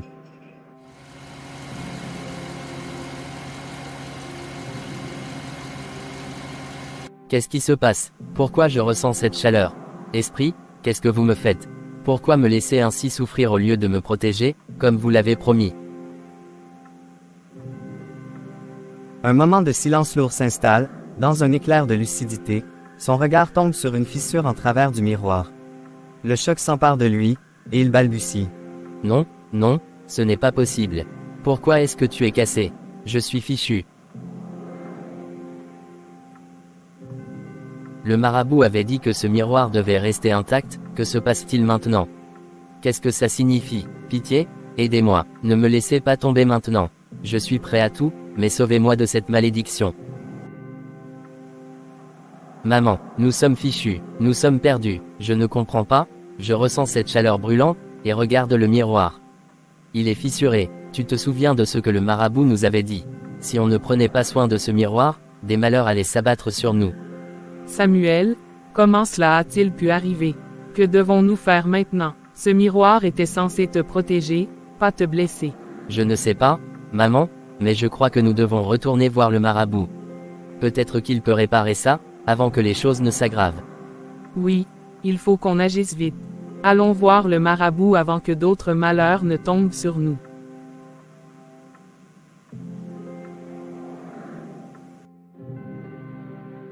Mes chers frères et sœurs, Dieu m'a parlé en vision. Il m'a révélé que la guérison d'Élisée est proche. Si nous continuons dans la prière avec foi pendant ces 3 jours, au 3e jour, elle sera complètement rétablie et marchera de nouveau sur ses pieds. Les fidèles, sautant de joie et applaudissant, Alléluia. Gloire à Dieu, Seigneur, nous te bénissons pour ce miracle. Restons fermes dans la prière, car notre foi sera notre force. Dieu nous a promis, et nous verrons l'accomplissement de sa parole. À la fin de ces 3 jours de prière, notre sœur Élisée retrouvera la santé et la force dans ses jambes. Rien n'est impossible pour notre Seigneur. Amen. Dieu est grand. Nous croyons en toi, Seigneur. Il continue la prière avec enthousiasme et foi. En ce moment, Samuel et sa mère ont précipité à le rencontrer le marabout, arrivé. Arrêtez-vous là, ce miroir est déjà une malédiction pour vous. Il est brisé, et il n'y a plus rien à faire pour le réparer. Vous avez dépassé les limites. Rien ne peut revenir en arrière maintenant. S'il vous plaît, nous vous en supplions, ne nous laissez pas dans cette situation. Ce miroir représente tout pour nous. Vous êtes notre dernier espoir. Nous sommes prêts à tout donner, tout sacrifier. Mon fils, et moi, nous allons tout perdre à cause de ce miroir. S'il vous plaît, réparez-le, nous vous prions. Nous ferons ce que vous demanderez. Le miroir, une fois brisé ainsi, est devenu une malédiction. Vous l'avez maltraité, et maintenant il ne peut plus être réparé. Vous devez comprendre cela, mais... Quoi, que devons-nous faire? S'il vous plaît, dites-nous, nous sommes prêts à tout pour sauver ce que nous avons perdu. Écoutez-moi bien, il y a une seule façon de réparer ce miroir. Une seule chance. L'un de vous doit faire un sacrifice, mais sachez que ce sacrifice sera lourd. Quelqu'un doit perdre sa vie.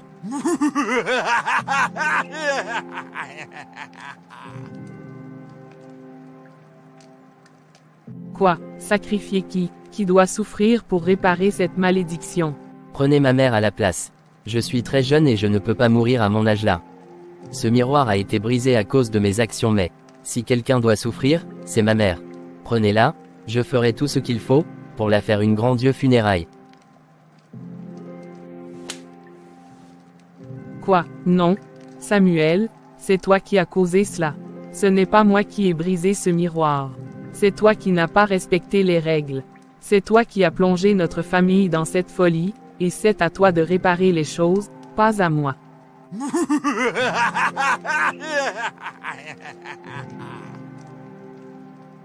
Vous voyez, c'est cela la tragédie. Vous êtes lié à cette malédiction à travers vos propres choix. Vous avez pris des chemins obscurs, et maintenant, il n'y a plus de retour. Le miroir ne peut pas être réparé sans un sacrifice, et vous n'êtes même pas capable de choisir lequel d'entre vous doit payer le prix. Ma mère a raison, je suis celui qui a fait tout cela. Je suis prêt à tout, même à mourir pour réparer cette erreur. Faites ce que vous devez faire, mais sauvez ma famille. Non, mon fils, non. Je ne te laisserai pas faire ça. C'est ma faute aussi, je suis aussi responsable.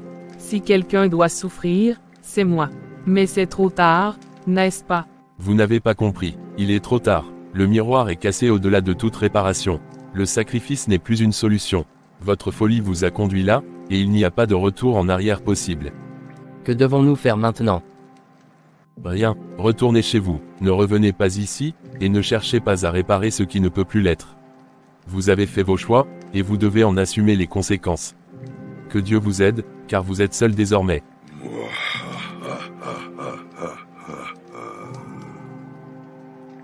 Samuel et sa mère, sans un mot de plus, ils quittent le sanctuaire, brisés par la réalité de ce qu'ils ont perdu. Maman, je ne sais même pas quoi dire. C'est comme un cauchemar dont je n'arrive pas à me réveiller. Mon fils, je suis désolé. Je ne savais pas que, cette voie qu'on a choisie, tout cela allait nous détruire. Mais maintenant, nous sommes pris au piège, et c'est trop tard. Je pensais vraiment que ça marcherait, que toutes nos souffrances prendraient fin, que ce serait enfin notre tour de vivre heureux. Mais tout ce que j'ai fait, c'est nous lier à une malédiction sans fin. Et maintenant, que devons-nous faire, Samuel? Nous ne pouvons même pas réparer le miroir. Le marabout l'a dit, il n'y a plus d'espoir pour nous. Je ne peux pas accepter ça, maman. Je ne peux pas accepter que tout soit fini. Il doit bien y avoir une solution, quelque chose que nous n'avons pas encore essayé. On ne peut pas simplement vivre avec cette malédiction. Samuel, écoute-moi, nous devons admettre que nous avons dépassé les limites. Peut-être que tout ce qu'il nous reste à faire, c'est demander pardon, trouver un moyen de nous racheter, même si cela semble impossible. Maman, tu crois qu'on peut encore être pardonné? Après tout ce qu'on a fait, tous les sacrifices, toutes les erreurs. Peut-être que tu as raison, maman. Peut-être qu'on s'est trompé depuis le début. Il est temps qu'on cherche de l'aide ailleurs, et non dans ces voies sombres. Alors, cherchons, dans la prière, dans le pardon. Peut-être que c'est notre seul espoir. Je suis prêt à essayer, maman. Même si ça prend toute ma vie, je ferai tout pour que nous soyons libérés de ce fardeau. Ils restent là, dans un silence plus apaisé, avec une lueur d'espoir dans leur regard. Samuel, prenant son téléphone, compose le numéro du pasteur. Bonjour, Samuel. Que Dieu te bénisse. Que puis-je faire pour toi? Pasteur, j'ai besoin de vous voir. C'est urgent, il se passe des choses, je ne sais plus quoi faire. Je me rends compte maintenant de mes erreurs, et j'ai besoin d'aide, de vos prières. Samuel, je suis heureux que tu aies décidé de chercher de l'aide. Sache que rien n'est impossible à Dieu, et il est toujours prêt à accueillir ceux qui reviennent à lui. Mais aujourd'hui, j'ai une prière à diriger pour une personne malade. Je ne pourrai venir qu'après. D'accord, pasteur, nous vous attendrons. Je n'ai jamais eu autant besoin de vos conseils et de vos prières. Merci de ne pas m'abandonner. Reste en paix, Samuel. Je passerai dès que possible. En attendant, ouvre ton cœur à Dieu. Il entend déjà ton appel, et il est avec toi, même maintenant. Merci, pasteur. Que Dieu vous bénisse. Après avoir raccroché, Samuel reste un moment silencieux. Dans l'église, le pasteur et les membres du comité entourent Élisée avec un esprit de foi et de prière. Notre Père qui est aux cieux, nous venons à toi avec un cœur plein de foi, car nous savons que tu es le Dieu Tout-Puissant, le Dieu guérisseur, le Seigneur des miracles. Seigneur, nous te faisons confiance pour la guérison d'Élisée, car tu as dit dans ta parole que rien n'est impossible à celui qui croit. Marc 9 verset 23. Amen. Père, tu as dit dans ta parole, dans le livre de Jérémie, je vais rétablir ta santé et je vais te guérir de tes blessures. Jérémie 30 verset 17. Nous croyons en cette promesse pour Élisée. Que ton Esprit Saint descende sur elle, qu'il la touche, qu'il restaure chaque partie de son corps, de son esprit, et de son âme. Merci Seigneur, nous croyons en toi. Seigneur, nous proclamons que par tes meurtrissures, nous sommes guéris. Ésaïe 53 verset 5. Jésus, toi qui as guéri les malades et ressuscité les morts, nous savons que tu es le même hier, aujourd'hui, et pour l'éternité. Ta puissance de guérison n'a pas changé. Que ta miséricorde soit sur Élisée, que ta main guérisseuse soit posée sur elle. Seigneur, entends notre prière. Père, nous savons que tu entends le cri des cœurs brisés. Nous te demandons d'envoyer ta paix sur cette famille. Restaure la santé d'Élisée, Dieu de toute grâce.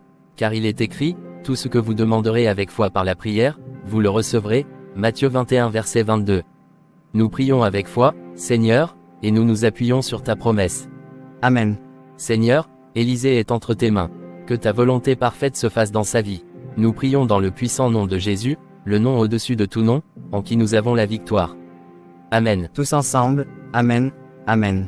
Le pasteur termine la prière avec une voix remplie de foi et d'assurance, les regardant tous avec conviction. Mes frères et sœurs, je crois fermement que demain est le dernier jour de cette prière. Demain, nous allons jeûner ensemble, sans manger ni boire, jusqu'à ce que nous voyions la main de Dieu accomplir la guérison d'Élisée. Le Seigneur a entendu nos prières, et sa puissance agira. Préparez-vous, fortifiez votre esprit et votre foi, car demain nous verrons la gloire de Dieu.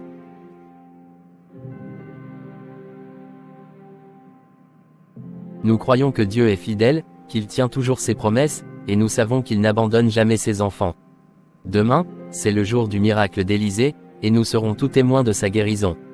Que chacun se prépare pour ce jeûne et pour notre prière finale. Amen. Ils se séparent ensuite, remplis de foi et de détermination, sachant que ce dernier jour de jeûne et de prière sera décisif. Léa, pourquoi pleures-tu? Demain, c'est le jour de la victoire. Ne te laisse pas abattre, car Dieu est à nos côtés. Je te le dis avec certitude, demain, un miracle va s'accomplir dans la vie de ta fille, au nom de Jésus.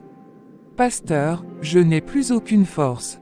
Mais je crois que c'est Dieu seul qui va veiller sur ce combat. Je sais qu'il peut tout, mais parfois j'ai si peur. Léa, dans tes faiblesses, Dieu se montre encore plus puissant. Ce n'est pas en nos forces humaines que nous combattons, mais par l'Esprit du Seigneur. Rappelle-toi ce que la Bible dit, je lève mes yeux vers les montagnes, d'où me viendra le secours. Le secours me vient de l'Éternel, qui a fait les cieux et la terre. Il veille sur Élisée et sur toi. Demain, tu verras sa puissance. Merci, pasteur. Je vais tenir bon, je vais continuer à prier. Je remets tout entre les mains de Dieu. Oui, remettons tout à Dieu. Repose-toi en sa paix, et demain, viens avec un cœur rempli d'espérance. Il ne nous abandonnera pas. Le soir, le pasteur en visite à Samuel et sa mère. Pasteur, j'ai tellement peur pour Samuel, pour nous tous. Ce miroir, j'ai l'impression que tout va de plus en plus mal. Que va-t-il nous arriver si nous ne trouvons pas de solution? Ne vous inquiétez pas, ma sœur. Demain, nous allons faire une prière de jeûne, un temps fort dans la présence de Dieu pour briser toute influence maléfique liée à ce miroir et pour obtenir la guérison d'Élisée. Venez avec le miroir, et assurez-vous de ne ni manger ni boire avant la prière, pas même de café. Nous devons venir avec un cœur pur et des esprits concentrés. Nous ferons comme tu as dit, pasteur. Demain, nous serons là, avec le miroir. Ayez confiance, car il est écrit, quand 2 ou 3 sont assemblés en mon nom, je suis au milieu d'eux. Dieu sera avec nous pour vous libérer de cette chaîne. Reposez-vous ce soir et préparez vos cœurs pour demain. Ensemble, par la foi, nous verrons la victoire. Merci, pasteur. Nous serons là. Le troisième jour, le jour de la victoire, le matin, à l'église, l'atmosphère est solennelle. Samuel et sa mère arrivent, portant le miroir soigneusement enveloppé. Léa, Élisée, je sais que notre présence ici peut paraître étrange. Nous avons quelque chose d'important à vous dire. Samuel, pourquoi es-tu ici avec ta mère? Il s'est passé quelque chose. Léa, je ne sais pas par où commencer. Nous avons commis une terrible erreur. Nous sommes venus pour vous demander pardon. De quoi parlez-vous? Quelle erreur? Élisée, Léa, c'est notre faute si tu es malade, Élisée. Nous avons utilisé un miroir ensorcelé, pensant qu'il nous apporterait prospérité et succès. Mais en réalité, il vous a apporté à vous, cette douleur. Quoi, Samuel, tu veux dire que, c'est vous qui êtes responsable de l'état de santé de ma fille? Oui, Léa, nous avons écouté de mauvais conseils, pensant que cela ne toucherait que nous. Nous n'avions pas compris l'ampleur des conséquences de nos actes. Nous avons été aveuglés par l'ambition, et aujourd'hui, nous payons le prix de cette erreur. Je savais que quelque chose n'allait pas, mais je ne m'attendais pas à ça. Nous comprenons si vous êtes en colère. Mais s'il vous plaît, pardonnez-nous. Nous sommes prêts à tout pour réparer ce que nous avons brisé. Marie, Samuel, vous avez fait du mal à ma fille. Cela me brise le cœur de savoir que c'est de vous que vient cette épreuve. Mais je vais prier pour que Dieu nous aide tous à surmonter cela. Merci, Léa, vous êtes plus généreuse que nous le méritons. Alors que Samuel, Marie, Léa et Élisée sont réunis dans une ambiance chargée d'émotions, le pasteur entre dans la salle, accompagné de plusieurs membres de l'Église. Mes frères, mes sœurs, personne ici n'est à blâmer. Ce que vous traversez est l'œuvre du diable, mais rappelez-vous, notre Seigneur est vainqueur. Il a le pouvoir de briser toutes les chaînes que l'ennemi a posées sur vous. Pasteur, nous avons tellement de regrets, nous avons vraiment besoin de Dieu pour nous sauver de cette situation. Oui, Marie, notre Seigneur est miséricordieux et juste. Aujourd'hui, nous allons prier avec force et foi, car les forces du mal ne peuvent résister à l'autorité de Jésus. Ce miroir que vous avez apporté a été utilisé par des sorciers pour opprimer Élisée et pour troubler vos vies. Mais aujourd'hui, nous allons libérer toutes les âmes ici présentes. Merci, pasteur, merci d'être là pour nous soutenir. Tout ce que je veux, c'est que ma fille se remette à pied. Mes chers frères et sœurs, unissons-nous dans la prière. Prions avec ferveur pour que tout esprit lié à ce miroir soit détruit. Mettons la vie de Samuel et de sa mère entre les mains de Dieu, et prions pour la guérison complète d'Élisée. Ensemble, invoquons la puissance de Dieu. Les fidèles et le comité se mettent en cercle autour de la famille. Le pasteur lève les mains et commence la prière de délivrance. Seigneur Tout-Puissant, nous nous prosternons devant toi en ce jour. Nous savons que tu es notre seul refuge et notre force. Nous te demandons de briser toutes les chaînes de l'ennemi, de libérer Élisée de cette oppression, et de chasser tout esprit maléfique qui se cache dans ce miroir. Amen. Que toute force obscure soit vaincue au nom de Jésus. Seigneur, couvre cette famille de ta protection et de ta grâce. Que chaque plan de l'ennemi échoue, que ta lumière resplendisse sur eux, et qu'ils puissent retrouver la paix et l'unité dans ta grâce. Alors que le pasteur s'apprête à prendre une décision décisive, un silence profond s'installe dans la salle. Il est temps de briser ce miroir. C'est par cet acte que la guérison se manifestera, que les liens maléfiques seront rompus, et que la paix reviendra dans votre foyer. Non, pasteur, on ne peut pas briser ce miroir. Le marabout nous a dit que si on le faisait, on mourrait. Ce miroir est relié aux esprits, c'est plus qu'un simple objet. Samuel, écoute-moi, ce miroir n'a aucun pouvoir face à la puissance de Dieu. Ce n'est qu'un simple objet. Il est temps de libérer ta foi et de rejeter cette peur. Ne te laisse pas tromper par des croyances qui ne font que te retenir. Pasteur, et si Samuel avait raison? Et si cela attirait encore plus de malheur sur nous? Marie, ayez confiance en Dieu. Il n'y a aucun esprit, aucune force obscure qui puisse résister à sa puissance. Il est écrit que si Dieu est avec nous, qui sera contre nous? Aujourd'hui, nous allons briser ce miroir et chasser toute peur, car seule la foi nous libérera. Le pasteur lève alors le miroir, sans hésiter, et le brise d'un coup sec. Le miroir éclate en morceaux, et l'atmosphère dans la salle semble se charger d'un sentiment de soulagement et de libération. Maman. Je me sens déjà mieux. Mes pires commencent à bouger. Merci Seigneur, merci, pasteur. Ma chérie, tu peux marcher.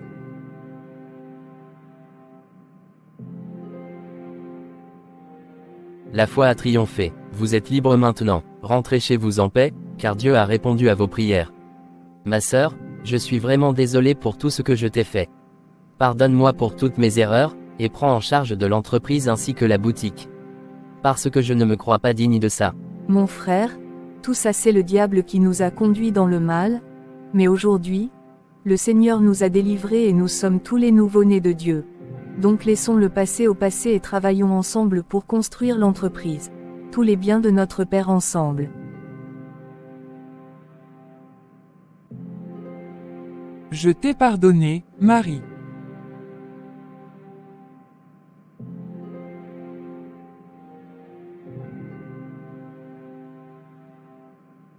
La leçon de cette histoire est puissante, elle nous rappelle que la foi et le repentir, l'amour et l'unité peuvent surmonter toutes les épreuves et ramener la paix et la guérison.